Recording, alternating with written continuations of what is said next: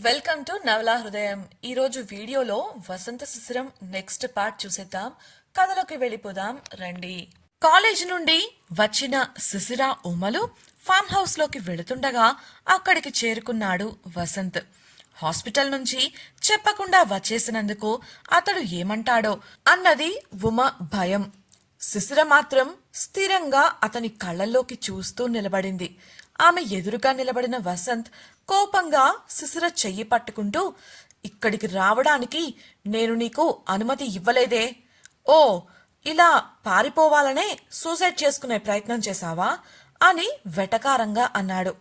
అతడి చెయ్యి విదిలిస్తూ, నా జీవితం నా ఇష్టం, నా గురించి నేను ఎవరి దగ్గర అనుమతి తీసుకోవాల్సిన అవసరం లేదు, నన్ను బంధించే హక్కు ఎవ్వరికీ లేదు అని చెప్పింది శిశిర. వసంత్ అదేది పట్టించుకోకుండా శిశిరను కారు దగ్గరకు తీసుకువెళుతుంటే, ఇప్పటికే చాలా ఎక్కువైంది, నాకు పరీక్షలున్నాయి, నా చదువును పాడు చేసి భవిష్యత్తులో మరింత రిగ్రెట్ అయ్యే పరిస్థితి తెచ్చుకోకండి, నా మానాన నన్ను వదిలేయండి, నేను మీ దారికి అడ్డురాను కంగారుగా చెప్పింది శిశిర. వసంత్ ఆమె కళ్ళల్లోకి కోపంగా చూస్తుంటే ఆమె ఏమాత్రం తగ్గకుండా స్థిరంగా చూసింది. ఎందుకో ఆ క్షణం ఆమె మాటలు నమ్మాలనిపించింది అతడికి. ఉమా కంగారు పడుతూ శిశిర మరో చెయ్యి పట్టుకొని నిలబడగా శిశిర కల్పించుకొని, నేను మీ దారికి అడ్డురాను, మీరు నా దారికి అడ్డుపడొద్దు. మరొక విషయం, చిన్న చిన్న విషయాలకే ప్రాణాలు తీసుకునేంత పిరికిదాన్ని కాదు నేను. విలువలేని మనుషుల కోసం నా ప్రాణాలు పణంగా పెట్టలేను, దయచేసి వెళ్ళిపోండి పక్కకు చూస్తూ స్థిరంగా అంది. నిమిషం పాటు ఆలోచించిన వసంత్, సరే నువ్వు చెప్పినట్లే చేద్దాం అంటూ ఆమెను కారులోకి తోశాడు. శిశిర ఉమలు విస్మయంగా చూస్తుంటే, నీ పరీక్షల కోసమేగా పారిపోయొచ్చావు, ఇక నుంచి కాలేజ్కొచ్చి పని చూసుకొని సాయంత్రం 6 గంటల్లోపు ఇంటికి రావాలి, ఇంట్లో నా పనులన్నీ నువ్వే చెయ్యాలి, నువ్వు నాతో నా ఇంట్లోనే ఉండాలి అని తలుపు బలంగా వేశాడు. శిశిర చిరాకుగా గొడవ పడబోతుంటే ఉమ ఆమెను వారించింది. కారు డోరు వద్ద నిలబడి, కాస్త శాంతంగా ఉండు శిశిర, నీకు ఇప్పుడు పరీక్షలు రాయడం ముఖ్యం, అప్పటి వరకు గొడవ చెయ్యకు అని సర్ది చెప్పింది. వసంత్ గారు, ఒక్క నిమిషం, తన మందులు అలాగే లగేజ్ తీసుకొస్తాను అని ఉమ చెప్పగా సరే అన్నట్లు తల ఊపాడు వసంత్. దాంతో హడావిడిగా లోపలికి వెళ్ళింది ఉమ. ఆమె వెంట శిశిర కూడా వెళ్లబోతుంటే చెయ్యి పట్టి ఆమెను ఆపేశాడు వసంత్. ఆ చర్యకు చిరాకుగా చూసి ముఖం తిప్పుకొని కూర్చుంది ఆమె. 10 నిమిషాల్లో బయటకు వచ్చిన ఉమ బ్యాగు డిక్కీలో పెట్టగా కార్ స్టార్ట్ చేశాడు అతడు. శిశిర ఉమలు ఒకరినొకరు దిగులుగా చూసుకున్నారు. ఇంటికి వెళ్లిన వెంటనే వసంత్ ఇంట్లోని పనివాళ్లందరినీ హాలులో సమావేశపరిచాడు. నాకు తెలియకుండా మేడం బయటకు వెళ్ళడానికి వీల్లేదు, ఉదయం కాలేజ్కి వెళ్ళి సాయంత్రం 6 కల్లా ఇంటికి రావాలి, ఏ చిన్న ఆలస్యమైనా నాకు సమాచారం ఇవ్వాలి, మేడం విషయంలో నిర్లక్ష్యం వహిస్తే పరిణామాలు తీవ్రంగా ఉంటాయి అని హెచ్చరించాడు. ఇదంతా చూసిన శిశిర పళ్ళు కొరుకుతూ గదిలోకి వెళ్ళిపోయింది. తర్వాత 2 రోజులు ప్రిపరేషన్ సెలవులు కావడంతో ఇంటి పని పూర్తి చేసి మిగతా సమయాలలో చదువుపై దృష్టి పెట్టింది.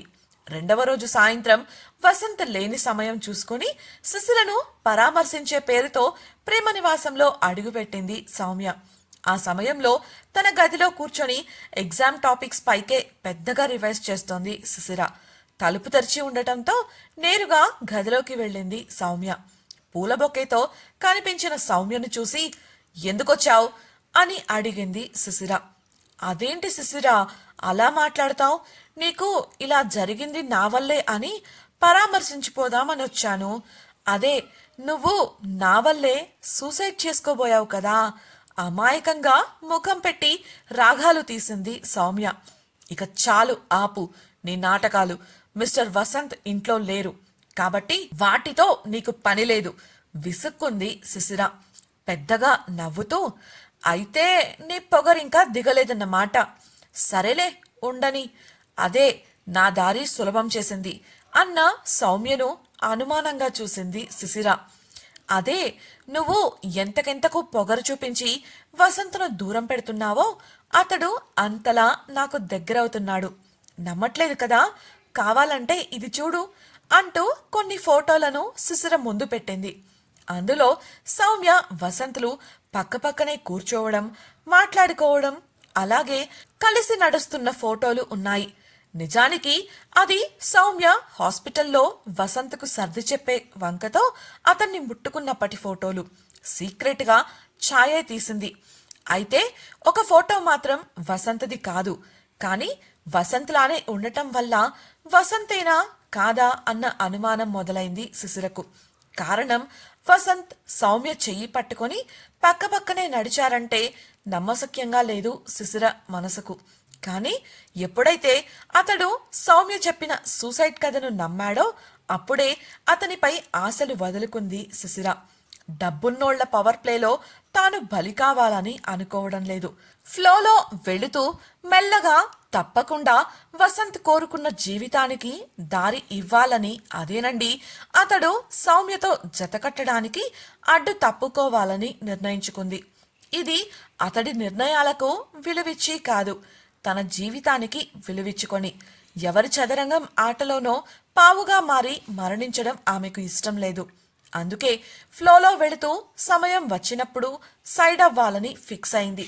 తన ముందున్న ఫోటోలను చూసి సౌమ్యతో, నీకు నచ్చింది నువ్వు చేస్తున్నావు కదా, నువ్వు వచ్చిన పని కూడా అయ్యిందిగా, ఇక నన్ను డిస్టర్బ్ చేయకు, నాకు చాలా ముఖ్యమైన పనులున్నాయి, వెళ్ళిపో స్థిరంగా చెప్పింది.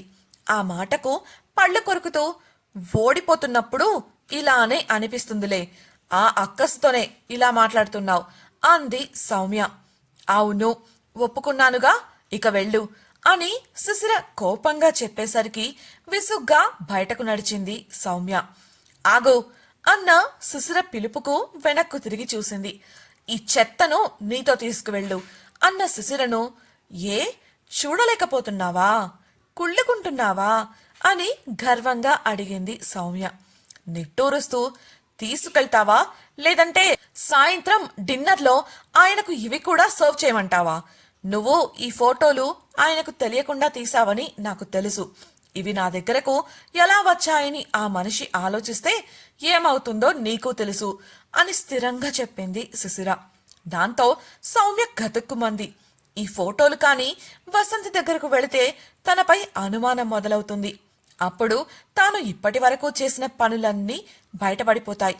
అందుకే గబగబా ఫోటోలు చేతికి తీసుకొని, నీకు భయపడి చేస్తున్నాను అనుకోకు, త్వరలో వసంత్ నావాడవుతాడు, అప్పుడు నిన్ను మెడపట్టుకొని బయట గంటకపోతే చూడు అని ఉక్రోషంగా చెప్పింది సౌమ్య. శిశిర ఆమె మాటలు పట్టించుకోకుండా పుస్తకంలో చూసుకోవడంతో చిందులు తొక్కుతూ అక్కడి నుంచి వెళ్ళిపోయింది. చెత్త మొహంది, ముఖం పగల కొట్టకుండా ఎందుకు వదిలేశావు అన్న ఉమస్వరం ఫోన్ నుంచి వినపడి, నువ్వింకా లైన్లోనే ఉన్నావా అని అడిగింది శిశిర. అంతా విన్నాను కూడా అని ఉమ చెప్పగా, వదిలేవే, మనకు ఈ గొడవలొద్దు, ఎంత త్వరగా బయటపడితే అంత మంచిది అని బదులిచ్చింది శిశిర. ఉమ కంగారుగా, మరి వసంత్ గారిపై నీ ప్రేమ అని ప్రశ్నించగా శిశిర గొంతు పెగలలేదు. ఆమెలో మౌనం. వెంటనే తేరుకొని, ప్రేమ ఒకవైపు నుంచి ఉంటే చాలదు కదా, కష్టమే, కానీ మర్చిపోవడానికి ప్రయత్నిస్తాను. ముందు పరీక్షల సంగతి చూడాలి, మిగతా విషయాలు పక్కన పెట్టు అంది. ఇక శిశిర ఉమలు తమ పరీక్షకు తయారవడంలో మునిగిపోయారు. ఆ ఇంటి నుంచి బయటకు వెళ్లిన సౌమ్య మాత్రం కోపంగా కారు వద్ద ఆలోచిస్తూ నిలబడింది. ఫోన్ మ్రోగగా స్క్రీన్పై కనిపిస్తున్న అనిరుద్ పేరు చూసి చిరాకు పడింది. ఛా, వీడొకడు, ఏదో నిన్న హాస్పిటల్లో కనిపించినప్పుడు చూడటానికి అచ్చు వసంత్లానే ఉన్నాడు, వసంతున్న డ్రెస్లోనే ఉన్నాడని కాస్త నవ్వుతూ మాట్లాడి ఫోటోలు తీయించాను, అది పట్టుకుని పదే పదే ఫోన్ చేస్తున్నాడు అనుకుంటూ చిరాకుగా కాల్ కట్ చేసి ఫోన్ ఆఫ్ చేసింది. స్మార్ట్ వర్క్ గ్రూప్ లో ఆచారితో కలిసి కూర్చున్న రాజేంద్ర వర్మ కంపెనీ వ్యవహారాలు అడిగి తెలుసుకుంటున్నాడు. అప్పుడే ఆయనకు శిశిర ప్రాజెక్టు గురించి గుర్తొచ్చి ఎప్పుడు మొదలవుతుందని అడగగా అది ప్రస్తుతానికి హోల్డులో పడిందని చెప్పాడు ఆచారి. అందుకు గల కారణాలను కూడా వివరించడంతో ఇది సరికాదు ఆచారి, ముందు అందరితో మీటింగ్ పెట్టు, విచారణ పేరుతో సమయం వృధా చేస్తున్నారు, ఆ ప్రాజెక్టులో మనం ఇక ఎటువంటి ఆలస్యం చేసినా మనకే నష్టం, అందరితోనూ నేను మాట్లాడతాను, మీటింగ్ అరేంజ్ చేయండి అని చెప్పాడు. సరే అన్న ఆచారి సంతోషంగా ఆ పని చూడటానికి వెళ్ళాడు. శిశిర ఇటువంటి పని చేసింది అంటే వారికి నమ్మశక్యంగా లేదు. కానీ వసంత్కు ఇతర మేనేజ్మెంట్కు ఎదురు చెప్పలేక ఆచారి ఇన్నాళ్ళు మౌనంగా ఉండిపోయాడు. కానీ ఇవాళ రాజేంద్రవర్మ సపోర్ట్ దొరికేసరికి అతడికి కొండంత ధైర్యం వచ్చింది. అందరితో మాట్లాడి కన్విన్స్ చేసి ప్రాజెక్టు త్వరగా ఎగ్జిక్యూట్ అయ్యేలా చూడమని చెప్పాడు రాజేంద్రవర్మ. అందరూ అయ్యాక వసంత్తో మాట్లాడాలని అతడి క్యాబిన్కు వెళ్ళాడు. తను వ్యక్తిగతంగా కనిపెట్టిన విషయాలను రాజేంద్రవర్మ దగ్గర ప్రస్తావించలేదు వసంత్. మౌనంగా అతడు చెప్పింది వింటూ ఉన్నాడు. ఇలా చూడు వసంత్, జరిగిన విషయాలు పక్కన పెట్టు. ఒకవేళ తనే ఇదంతా చేసింది అనుకున్నా తెలియక చేసుండొచ్చు. తనకు ఈ ఫీల్డ్ కొత్త కదా, అలాగే తను చెయ్యలేదు అనటానికి సాక్ష్యాలు లేవు అంటున్నావు. తనే చేసింది అనడానికి ఉన్న సాక్ష్యాలు కూడా పూర్తిగా నమ్మలేం కదా. ఆ శైలేష్ ఎటువంటి వాడో నీకు బాగా తెలుసు. ఇవన్నీ ఆలోచిస్తూ మీ వ్యక్తిగత జీవితంలో మనస్పర్ధలు తెచ్చుకోకండి. అసలే సౌమ్య విషయంగా మీ బంధంలో సమస్యలు వస్తాయేమో అని భయపడ్డాను. సమయానికి స్పందించి ఆ సమస్యను తొలగించగలిగాను. నువ్వు ఇంకేమీ ఆలోచించకు అని సర్ది చెప్పాడు. వసంత్ బదులిచ్చేలోపే ల్యాండ్ లైన్ రింగ్ అయింది. స్పీకర్లో వేసిన వసంత్కు దీపక్ మనో సౌమ్యలు తనను కలవాలని చూస్తున్నట్లు చెప్పింది రిసెప్షనిస్ట్. నిన్నటితో ప్రాజెక్టు పూర్తయింది, దానికి సంబంధించి వచ్చారు అనుకుంటూ పైకి పంపించండి అని కాల్ కట్ చేశాడు వసంత్. వసంత్ని కలవాలని సంబరపడి లోపలికి వచ్చిన సౌమ్య తన తాతయ్యను చూసి కంగారు పడింది. ఒకవేళ మొన్న వసంత్ ఇంట్లో జరిగిన సంఘటన గురించి అతడు కాని తన తాతయ్యకు చెప్పేశాడా అని భయపడింది. పైకి మాత్రం నవ్వుతూ, తాతయ్య మీరేంటిక్కడా అని ప్రశ్నించింది. ఆమె ప్రశ్నకు సమాధానం ఇవ్వకుండా ఆమెనే తిరిగి, నా సంగతి తర్వాత, ముందు మీరిక్కడ ఏం చేస్తున్నారు అని ప్రశ్నించాడు రాజేంద్రవర్మ. సౌమ్య దీపక్ వంక చూస్తుంటే వసంత్, ఏంటి ప్రాజెక్టులో ఏదైనా సమస్య అని అడిగాడు. అవును, అలాంటిదేమైనా ఉంటే ముందే చెప్పండి. ఆ ప్రాజెక్ట్ గవర్నమెంట్కి అప్పగించడానికి ఇంకొక వారం సమయం ఉంది కాబట్టి వసంత్ తప్పకుండా సాయం చేస్తాడు అని అన్నాడు రాజేంద్రవర్మ. అందుకు సౌమ్య దీపక్లు ముఖముఖాలు చూసుకుని ముసిముసిగా నవ్వుకున్నారు. ఇంతకీ వారి రాకకు గల కారణం ఏంటి? వారి ముసిముసి నవ్వుల వెనుక ఉన్న అర్థమేంటి? రాజేంద్రవర్మ మాట విని శిశిర ప్రాజెక్టును వసంత్ కంటిన్యూ చేస్తాడా? అందుకు శిశిర ఒప్పుకుంటుందా? వసంత్ శిశిర ప్రాజెక్టును కంటిన్యూ చేస్తాడు అని తెలిస్తే సౌమ్య ఊరుకుంటుందా? తెలుసుకోవాలనుకుంటున్నారా? అయితే ఛానల్ను సబ్స్క్రైబ్ చేసి వసంత శిశిరం నెక్స్ట్ పార్ట్ వినేయండి. అలాగే మీకు ఈ వీడియో నచ్చినట్లయితే లైక్ చేసి మీ సన్నిహితులకు షేర్ చేయండి. మీ అభిప్రాయాలను మాతో పంచుకోవడం కోసం కామెంట్ సెక్షన్లో తెలియజేయగలరు. ఇట్లో మీ నవలా హృదయం team. Thank you for listening.